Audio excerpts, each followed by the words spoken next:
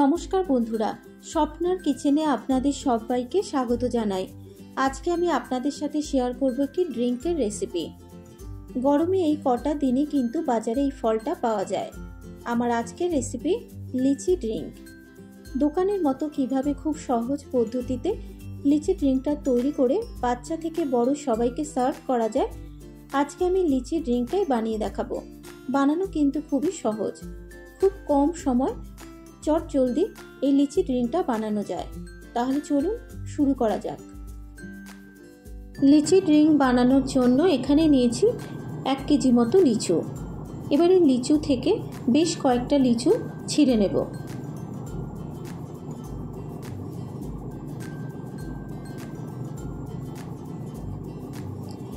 বেশ কয়েকটা লিচু ছিঁড়ে নেবার পর এবার লিচুগুলোকে খুব ভালো করে জল দিয়ে ধুয়ে নেব। লিচুগুলো জল দিয়ে ধুয়ে নেবার পর এবার প্রথমে লিচুর খোসাগুলোকে ছাড়িয়ে নেব।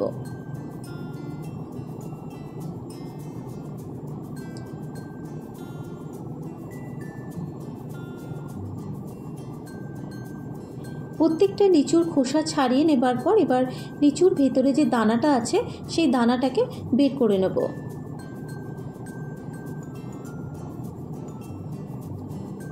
একটা লিচুর দানা বের করে নেবার পর এই একইভাবে কিন্তু প্রত্যেকটা লিচুর দানা বের করে নেব।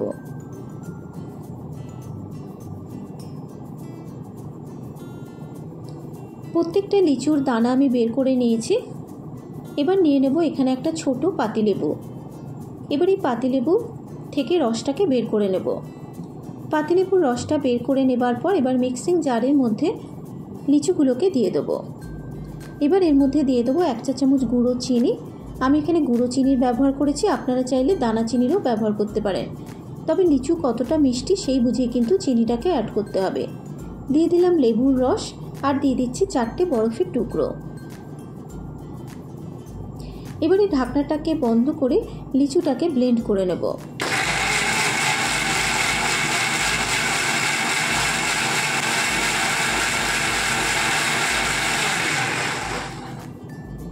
লিচুটাকে ব্লেন্ড করে নেওয়া হয়ে গেছে। লিচুগুলোকে ব্লেন্ড করে নেওয়া হয়ে গেলে এবারে একটা বাটির উপরে ছাঁকনি বসিয়ে লিচুর জুসটাকে ছেঁকে নেব। এবারে একটা চামচ দিয়ে ঠিক এইভাবে চেপে চেপে পুরো লিচুর জুসটাকে ছেঁকে নিতে হবে। লিচুর জুসটা ছেঁকে নেওয়া হয়ে গেলে এবার লিচুর পাল্পটাকে ফেলে দেব।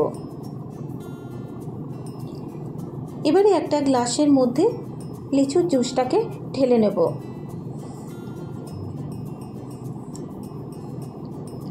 তৈরি হয়ে গেল দোকানের মতো পারফেক্ট লিচি ড্রিঙ্ক।